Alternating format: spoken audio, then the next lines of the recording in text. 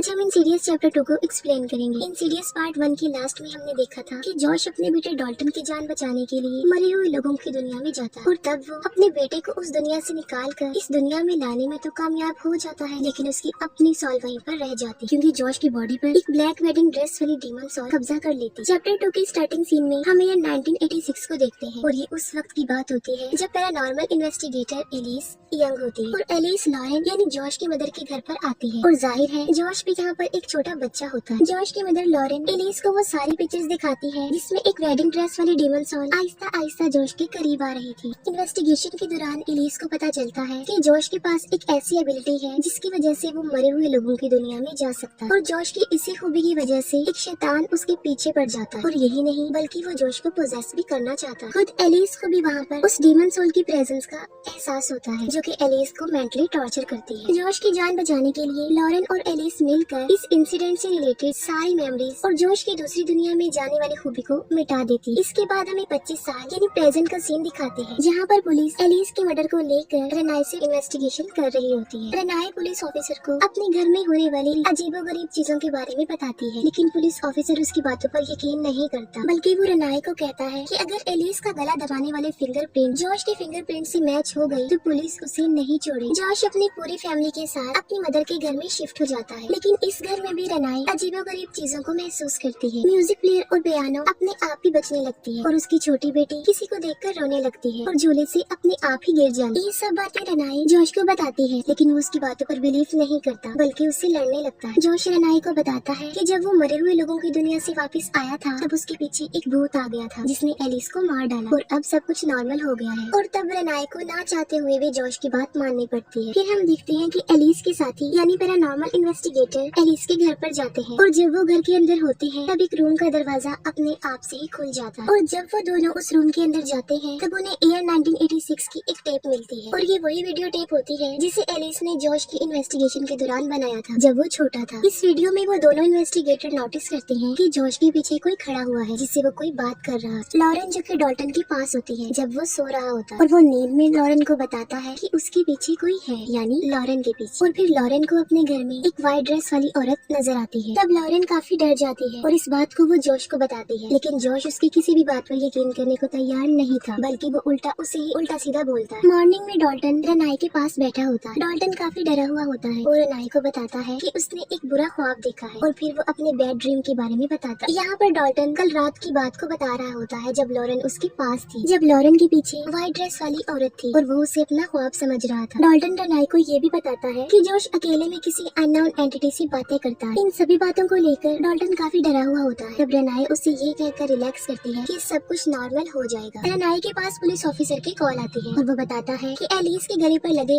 Fingerprints Josh के fingerprint से match नहीं होते, लेकिन ये बात रेनाई को हजम नहीं हो रही थी क्योंकि एलिस को तो जॉश नहीं मारा। फिर वहाँ पर अजीबोगरीब होने लगता है और रेनाई को भी वो ब्लैक ड्रेस वाली लेडी की सॉल नजर आती है। तब रेनाई को अपने छोटी बेटी के रूम से उस डीमन सॉल की आवाजें आती है और फिर उसकी बच्ची रोने लगती है। रेनाई जल्दी से अपनी बेटी के रूम में भागने की कोशिश करती है, लेकिन कोई अंदर से डोर लॉक कर लेता है। लेकिन किसी न किसी तरह से रेनाई दरवाजा खोल के अंदर चली जाती है और वो देखती है कि उसकी छोटी बेटी वहाँ पर नहीं है और एक बार फिर से किसी दूसरे रूम से उस डीमन सॉल की आवाज आती है और वो डीमन सॉल रेनाई पर अटैक कर देती है जिससे रेनाई बेहोश हो जाती है। लॉरेन एलिस के पार्टनर पैरानॉर्मल इन्वेस्टिगेटर से मिलने जाती है। वो उन्हें बताती है कि उसके घर में अभी भी वो डीमन सॉल है और उसकी फैमिली की जान को खतरा है और वो उन दोनों से हेल्प मांगती है। वो दोनों लॉरेन को जॉश के बचपन की वही वीडियो दिखाते हैं। उस वीडियो को जूम करके वो जॉश के पीछे किसी की परछाई को दिखाते हैं और वो परछाई यंग जॉश की होती है और ये देखकर लॉरेन काफी घबरा जाता है और वो एलिस के फ्रेंड पैरानॉर्मल इन्वेस्टिगेटर को बुलाती है और सीनियर इन्वेस्टिगेटर डाइस के जरिए एलिस की सॉल से कांटेक्ट करने की कोशिश करता है। एलिस की सॉल उन लोगों को उस हॉस्पिटल में जाने का हिंट देती है जहाँ पर लॉरेन काम किया करती थी और अजीब बात तो ये है कि वो हॉस्पिटल काफी अरसे से बंद था। लॉरेन जब हॉस्पिटल के एक रूम में जाती है तब उसे एक इंसिडेंट याद आता है। काफी सालों पहले जब लॉरेन यहाँ पर काम किया करती थी तब वहाँ पर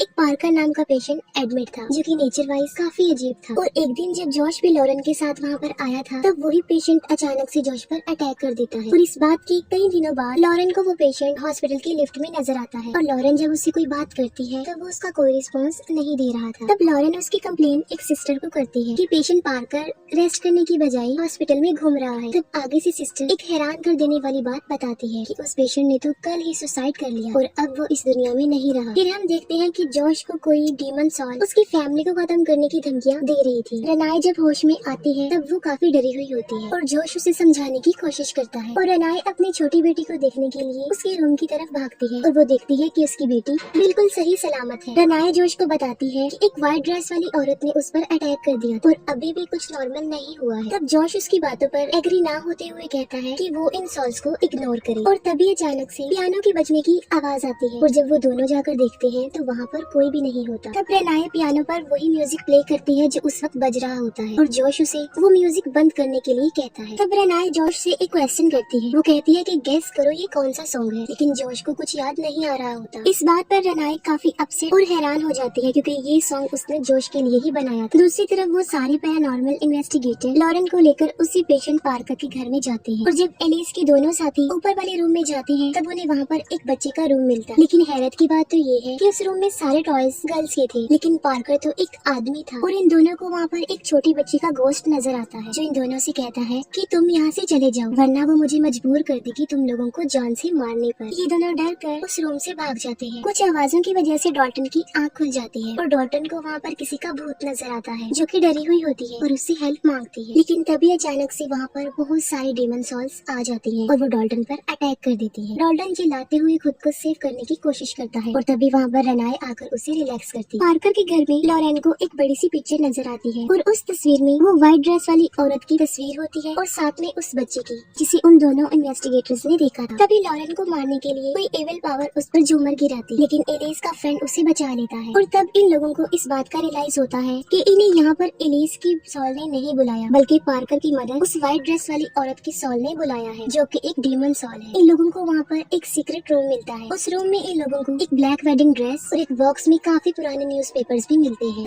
एलिस की फ्रेंड को ये पता चलता है कि पार्कर औरत बनकर ये ब्लैक वेडिंग ड्रेस पहनता था और यंग फीमेल्स को मारता था और ये सब कुछ पार्कर से उसकी मरी हुई मदर की सॉल्व करवाती थी। और जॉश के पीछे जो ब्लैक ड्रेस वाली औरत बचपन से लगी हुई थी वो कोई और नहीं बल्कि पार्कर का भूत था। और यहाँ पर एलिस की फ्रेंड को ये बात भी पता चलती है कि जॉश की बॉडी को पार्कर की सॉल ने पोजेस कर लिया और इसी वजह से जॉश की सॉल मरे हुए लोगों की दुनिया में ही फंस गई है। नेक्स्ट डे लॉरेन ये सारी बातें रेनाई को बता देती है और ये भी कहती है कि जॉश के अंदर किसी और की सॉल है और उन सबकी जान को खतरा है और वो बच्चों को जॉश से दूर रखने का कहती है। दूसरी तरफ एलिस के साथी और उसका फ्रेंड जॉश के घर पर जाते हैं ताकि वो जॉश में से पार्कर की सॉल को निकाल सके। एलिस के दोनों साथी बाहर वैन में ही रुकते हैं जबकि एलिस का सीनियर इन्वेस्टिगेटर फ्रेंड घर के अंदर जाता है। पीछे से वो दोनों जॉश और एलिस के फ्रेंड की बातें सुन रहे थे। जॉश जब उसके लिए पानी लेने के बहाने अंदर जाता है तभी एलिस का फ्रेंड जॉश को लगाने के लिए बेहोशी का इंजेक्शन निकालता है और तभी जॉश वहाँ पर आ जाता है और वो एलिस के फ्रेंड से पूछता है कि तुम्हारे पास क्या है। और तभी उस पैरानॉर्मल इन्वेस्टिगेटर की नजर जॉश की उस हाथ पर पड़ती है जो उसने पीछे हाइड किया हुआ था। और जब एलिस का फ्रेंड उससे पूछता है कि तुम्हारे हाथ में क्या है तब वो कहता है कि तुम अपने डाइस से पूछो कि मेरे हाथ में क्या है। वो कहता है कि मेरी माँ की सॉल ने मुझे बता दिया है कि कल रात तुमने डाइस का बहुत अच्छे से इस्तेमाल किया। और यहाँ पर जॉश के अंदर पार्कर बोल रहा था और उसे कल रात की सारी बातें याद थी। और तभी एलिस का फ्रेंड वो डाइस नीचे फेंकता है और उसके ऊपर लिखा आता है नाइफ और तभी जॉश एक नाइफ निकालकर एलिस के फ्रेंड पर अटैक कर देता है। ये सब कुछ सुनकर एलिस के साथी घर के अंदर जाकर उसकी हेल्प करते हैं, लेकिन जॉश किसी के कंट्रोल में भी नहीं आ रहा था और उल्टा वो उन दोनों को बेहोश कर देता है और एलिस के फ्रेंड को जान से मार डालता। फिर जॉश के अंदर पार्कर एलिस के एक साथी के मोबाइल नंबर से लॉरेन को मैसेज करता है ताकि वो दोनों घर के अंदर आ जाए। फिर हम देखते हैं कि मरे हुए लोगों की दुनिया में एलिस का फ्रेंड जॉश की सॉल को देखता है और वहीं पर एक भूत जॉश को कुछ कहता है। अब क्योंकि जॉश जिंदा था तो ना तो वो उस सॉल को देख पा रहा था और ना ही सुन पा रहा था। वो घोस्ट जॉश को बताता है कि तुम्हारी बेटी उसके कब्जे में है और फिर वो उसके घर की तरफ इशारा करता है। तब जॉश को उसके घर के बाहर वही डीमन सॉल नजर आता है जिसे हमने चैप्टर 1 में भी देखा था। फिर वो भूत घर के अंदर चला जाता है। ये देख कर जॉश भी घर की तरफ भागता है और घर के डोर पर जोर जोर से नॉक करता है। फिर हमें बताया जाता है कि रात को जॉश के घर पर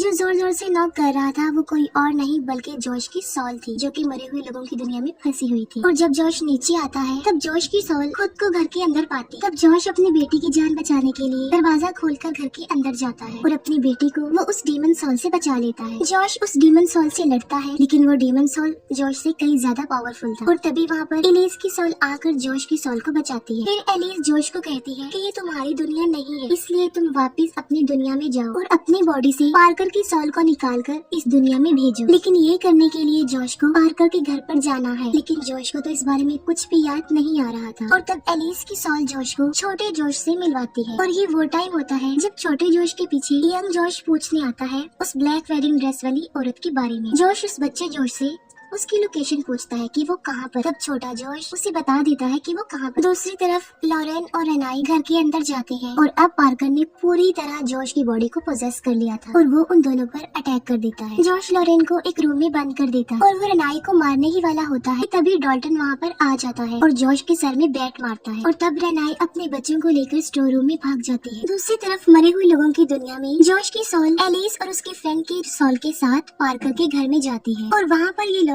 पार्कर का बचपन देखते हैं। वहाँ पर ये देखते हैं कि पार्कर की मदर उसे टॉर्चर कर करके लड़की बन के रहने पर मजबूर करती है और उसे वो लड़का नहीं बल्कि एक लड़की बनाकर ही रखती थी। पार्कर क्योंकि औरतों के कपड़े पहनता था और असल में इसके पीछे उसकी मदर ही रीजन थी। और तभी पार्कर की मदर एलिस और उसके फ्रेंड को देख लेती है और उन लोगों पर अटैक कर देती है। दूसरी तरफ डॉल्टन रेनाई को कहता है कि वो मरे हुए लोगों की दुनिया में जाएगा और जॉश को बचाकर वहाँ से ले आएगा। और फिर सच में डॉल्टन जॉश को ढूंढने के लिए मरे हुए लोगों की दुनिया में जाता है। जॉश की बॉडी को पार्कर ने पूरी तरह पोजेस कर लिया होता है।